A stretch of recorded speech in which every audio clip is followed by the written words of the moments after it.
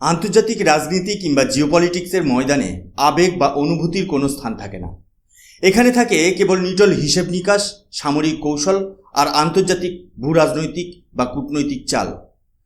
ভূরাজনীতির সবচেয়ে বড় নিয়ম হলো আন্তর্জাতিক মঞ্চে কেউ কারো চিরস্থায়ী বন্ধু নয়, আবার কেউ কারো চিরস্থায়ী শত্রুও নয়।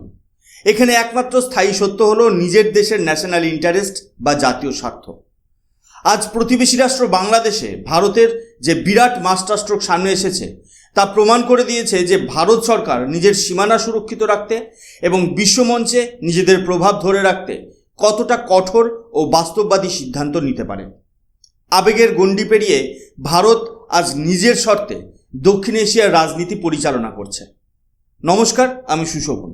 আপনারা দেখছেন আপনাদের প্রিয় চ্যানেল অদ্ভুত অথচ বাস্তব। শুরুতেই আজকের সবচেয়ে বড় এবং গুরুত্বপূর্ণ খবরটি শুনে নেওয়া যাক।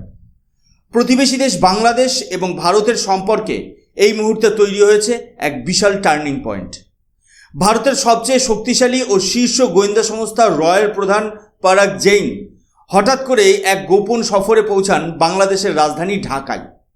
সেখানে গিয়ে তিনি সরাসরি সাক্ষাৎ করেন বাংলাদেশের শীর্ষ গোয়েন্দা সংস্থা ডিজিএফআই এর প্রতিনিধি দল এবং বাংলাদেশ প্রধানমন্ত্রীর নিরাপত্তা ও প্রতিরক্ষা উপদেষ্টা brigadier general doctor AKM Shamsul ইসলামের সাথে। খবর এখানেই শেষ নয়।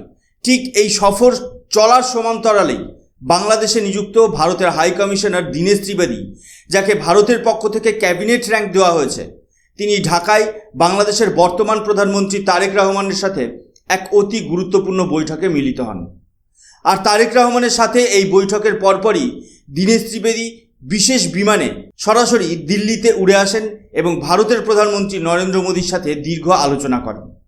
আজকের এই অভূতপূর্ব ঘটনা পুরো বিশ্বের কূটনৈতিক মহলকে নাড়িয়ে দিয়েছে। কিন্তু প্রশ্ন হলো, হঠাৎ কেন ভারতের গোয়েন্দা প্রধান চিফ পরাগ জৈনকে নিজেকে ঢাকায় যেতে হলো? একসময় যার সাথে ভারতের কূটনৈতিক দূরত্ব ছিল, সেই বর্তমান প্রধানমন্ত্রী তারেক রহমানের সাথে হাত মিলিয়ে নিউ দিল্লি কি দক্ষিণ এশিয়ায় কোনো নতুন সমীকরণ তৈরি করছে? ভারতের আশ্রয়ে থাকা বাংলাদেশের সাবেক প্রধানমন্ত্রী শেখ হাসিনার ভবিষ্যৎ এবার কি হতে চলেছে? আর সবচেয়ে বড় কথা, ভারতের উত্তর পূর্বাঞ্চলীয় সীমান্ত এবং ন্যাশনাল সিকিউরিটি সুনিশ্চিত করতে প্রধানমন্ত্রী নরেন্দ্র মোদীর সরকার ঠিক কী পরিকল্পনা গ্রহণ করেছে? আজকের এই পুরো পর্বে আমরা কোনো অনুমান বা গুজবের উপর ভিত্তি করে নয়, বরং একদম সত্যি এবং নিটল আন্তর্জাতিক তথ্য বিশ্লেষণ করে এই সমস্ত প্রশ্নের উত্তর সহজ ভাষায় বুঝে নেব।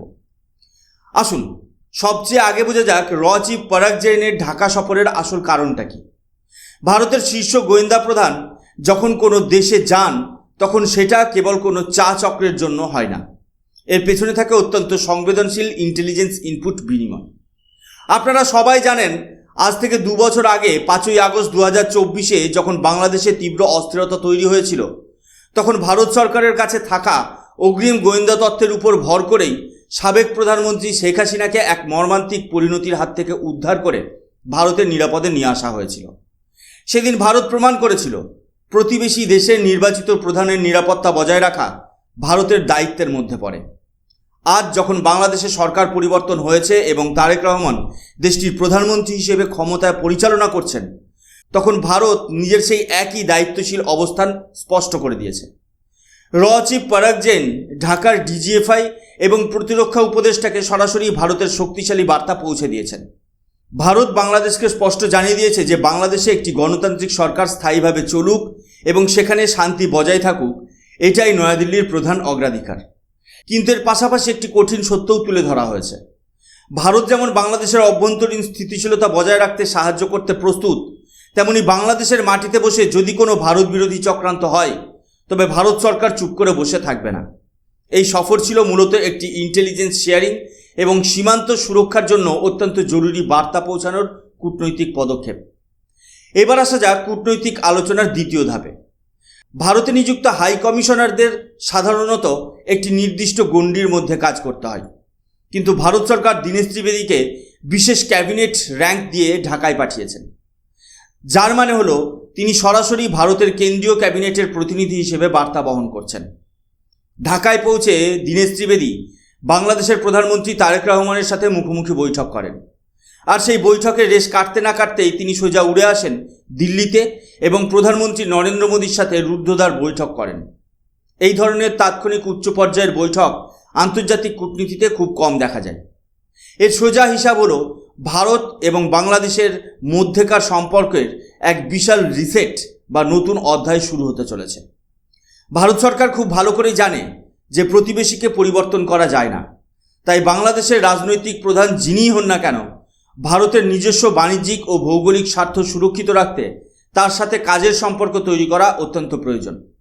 এই বৈঠকের পরেই খবর আসছে যে আগামী মাসে ভারতে অনুষ্ঠিত হতে যাওয়া ব্রিক্স সামিটে প্রধান অতিথি রাষ্ট্রগুলোর পাশাপাশি প্রতিবেশী দেশ হিসেবে বাংলাদেশকেও আমন্ত্রণ জানাতে পারে ভারত। ভারত যদিও ব্রিক্সের আয়োজক, কিন্তু প্রতিবেশীদের সাথে নিয়ে বিশ্বমঞ্চে নিজের নেতৃত্ব বজায় রাখা ভারতের দীর্ঘদিনের পররাষ্ট্রনীতির অংশ। অনেকে প্রশ্ন তুলতে পারেন, অতীতে বিএনপি কিংবা তারেক রহমানের রাজনৈতিক অবস্থানের সাথে ভারতের সম্পর্ক খুব একটা মধুর ছিল না। 2001 থেকে 2006 সালের কথা যদি আমরা মনে করি, তখন বাংলাদেশের মাটি ব্যবহার করে উত্তর পূর্ব ভারতের একাধিক বিচ্ছিন্নতাবাদী গোষ্ঠী ভারতকে অস্থির করার চেষ্টা করেছিল। বিখ্যাত 10 ট্রাক অস্ত্রের ঘটনাও সেই সময়ে ঘটেছিল। তাহলে আজ কেন ভারত সরকার বর্তমান প্রধানমন্ত্রী তারেক রহমানের সাথে এভাবে প্রকাশ্যে ডিপ্লোম্যাটিক সম্পর্ক মজবুত করছে? এখানেই কাজে আসে রিয়েল পলিটিক বা বাস্তবসম্মত কূটনীতি। ভারত সরকার কোনো অতীতের ক্ষোভ বা রাজনৈতিক আবেগে ভেসে সিদ্ধান্ত নেয় না। ভারতের পররাষ্ট্রনীতি আজ সম্পূর্ণভাবে ভারতের কোটি কোটি মানুষের সুরক্ষা এবং অর্থনীতির উপর ভিত্তি করে তৈরি। ভারত খুব ভালো করেই জানে বর্তমান পরিস্থিতিতে যদি নিউ দিল্লি বাংলাদেশের থেকে নিজেদের দূরত্ব বজায় রাখে, তবে সেই শূন্যস্থান পূরণের জন্য চীন এবং পাকিস্তানের মতো শত্রুভাবাপন্ন দেশগুলো অবিলম্বে ঢাকার মাটিতে আসন গেড়ে বসবে। তারেক রহমান ইতিমধ্যে চীনের সফরে গিয়েছিলেন এবং অন্যান্য দেশের সাথে সম্পর্ক বাড়াচ্ছিলেন। ভারত এটা খুব ভালো করে বুঝে গেছে যে বাংলাদেশকে কোনোভাবেই চীনের কোলে ঠেলে দেওয়া যাবে না। সেই কারণেই অতীত ভুলে আর জাতীয় স্বার্থে ভারত সরকার অত্যন্ত বিচক্ষণতার সাথে তারেক রহমানের সাথে সরাসরি যোগাযোগের রাস্তা খুলে দিয়েছে। এবার আসা যাক এই আলোচনার সবচেয়ে কৌশলগত ও গুরুত্বপূর্ণ অংশে, যা ভারতের সিকিউরিটির সাথে সরাসরি যুক্ত। ভারতের মানচিত্রের দিকে তাকালে আপনারা দেখতে পাবেন পশ্চিমবঙ্গের শিলিগুড়িতে মাত্র 22 কিলোমিটার চওড়া একটি সংকীর্ণ ভূখণ্ড রয়েছে, যাকে আমরা বলি শিলিগুড়ি করিডর বা চিকেন স্নেক। এই 22 কিলোমিটার চওড়া রাস্তাটি পুরো ভারত মূল ভূখণ্ডের সাথে আমাদের উত্তর পূর্ব ভারতের 8টি রাজ্যকে যুক্ত করে রেখেছে। এই চিকেন স্নেকের ঠিক পাশেই বাংলাদেশের সীমানা। বাংলাদেশে যদি কোনো কারণে অস্থিতিশীলতা তৈরি হয় কিংবা সেখানে যদি পাকিস্তান গোয়েন্দা সংস্থা ISI অথবা চীনের সামরিক প্রভাব বৃদ্ধি পায়, তবে ভারতের নিরাপত্তা মারাত্মক হুমকির মুখে পড়তে পারে। পাকিস্তানি গোয়েন্দারা সবসময় চায় বাংলাদেশের মাটিকে ব্যবহার করে ভারতে অনুপ্রবেশ ঘটাতে এবং আমাদের আসাম, মেঘালয় ও পশ্চিমবঙ্গে বিশৃঙ্খলা তৈরি করতে। ভারতের চিফ যখন ঢাকায় গেছেন, তিনি বাংলাদেশের প্রধানমন্ত্রী তারেক রহমান এবং সামরিক নেতৃত্বকে স্পষ্ট ভাষায় ভারতের রেড লাইন জানিয়ে এসেছেন। ভারত স্পষ্ট করে দিয়েছে যে বাংলাদেশের মাটি থেকে কোনোভাবেই ভারত বিরোধী কোনো জঙ্গি সংগঠন বা ISI এর কার্যক্রম চালানো যাবে না। সীমান্তে অপরাধী বা অনুপ্রবেশকারীদের কোনো ছাড় দেওয়া হবে না। ভারতের উত্তর পূর্ব রাজ্যগুলোর নিরাপত্তা বিঘ্নিত করার কোনো চেষ্টা হলে ভারত তার উপযুক্ত জবাব দেবে। ভারত সরকার নিজের সীমান্ত সুরক্ষায় কোনো প্রকার সমঝোতা করবে না। এই বার্তা আজ অত্যন্ত কঠোরভাবে ঢাকার নতুন সরকারের কাছে পৌঁছে দেওয়া হয়েছে। ভারত শুধু মুখে বড় বড় কথা বলে না, ভারতের কাছে বাংলাদেশকে নিয়ন্ত্রণ করার জন্য বা কূটনৈতিক সুবিধাজনক স্থানে থাকার জন্য একাধিক ইকোনমিক লিভারেজ বা অর্থনৈতিক ক্ষমতার চাবিকাঠি রয়েছে। গত 1 দশকে ভারত বাংলাদেশের সাথে একাধিক গুরুত্বপূর্ণ ট্রেড রুট ও ট্রানজিট চুক্তি করেছে। ভারতের উত্তর পূর্বাঞ্চলে দ্রুত মালামাল পাঠানোর জন্য আমরা বাংলাদেশের চট্টগ্রাম ও মোংলা বন্দর ব্যবহারের অধিকার পেয়েছি। অন্যদিকে বাংলাদেশের বিদ্যুৎ চাহিদার একটা বড় অংশ মেটায় ভারতের আদানি পাওয়ার এবং অন্যান্য শক্তি উৎপাদনকারী প্রতিষ্ঠান। বাংলাদেশ যদি ভারত থেকে চাল, পেঁয়াজ, জ্বালানি এবং অন্যান্য প্রয়োজনীয় কাঁচামাল আমদানি বন্ধ করে দেয়, তবে দেশটির অর্থনীতিতে মারাত্মক সংকট তৈরি হবে। ভারত আজ বাংলাদেশকে স্পষ্ট বুঝিয়ে দিয়েছে যে আমাদের সহযোগিতা পারস্পরিক। ভারতের হাই কমিশনার যখন তারেক রহমানের সাথে সাক্ষাৎ করেছেন, তখন ভারতের অর্থনৈতিক সহায়তার পাশাপাশি দুটি প্রধান শর্ত টেবিলে রাখা হয়েছে। প্রথমত, বাংলাদেশে বসবাসকারী সংখ্যালঘু হিন্দু সম্প্রদায় এবং তাদের মন্দির ও সম্পত্তির নিরাপত্তা সুনিশ্চিত করতে হবে। ভারত কোনোভাবেই নিজের প্রতিবেশী দেশের সংখ্যালঘুদের ওপর অত্যাচার বরদাস্ত করবে না। দ্বিতীয়ত, অতীতে ভারত যে কোটি কোটি ডলারের অবকাঠামো ও ট্রানজিট রুট তৈরি করেছে সেগুলোর সুরক্ষা নিশ্চিত করতে হবে। অর্থাৎ ভারত সরকার কেবল হাত মেলায়নি, বরং নিজের শর্তে ব্যবসা এবং সুরক্ষা সুনিশ্চিত করেছে। সবশেষে যে প্রশ্নটি সবার মুখে ঘুরপাক খাচ্ছে, ভারতের দীর্ঘদিনের মিত্র সাবেক প্রধানমন্ত্রী শেখ হাসিনার কী হবে? সম্প্রতি আন্তর্জাতিক মিডিয়ায় শেখ হাসিনা বলেছেন যে তিনি বাংলাদেশে ফিরে যেতে চান এবং নিজের দেশের আদালতের মুখোমুখি হতে চান।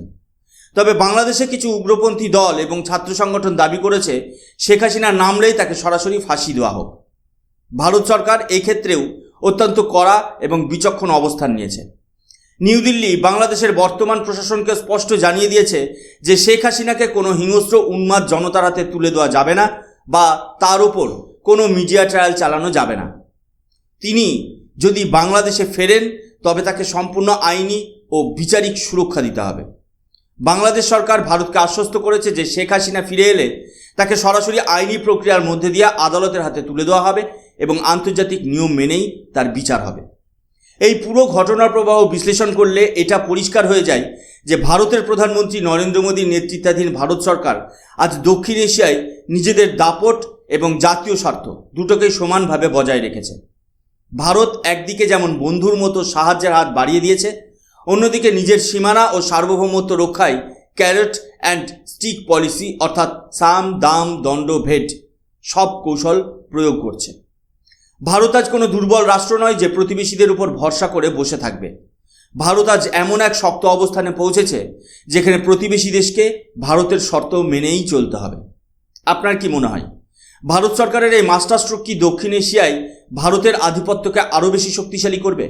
আপনার মূল্যবান মতামত নিচে কমেন্ট করে অবশ্যই জানাবেন। ভিডিওটি ভালো লাগলে লাইক করুন এবং বন্ধুদের সাথে শেয়ার করুন।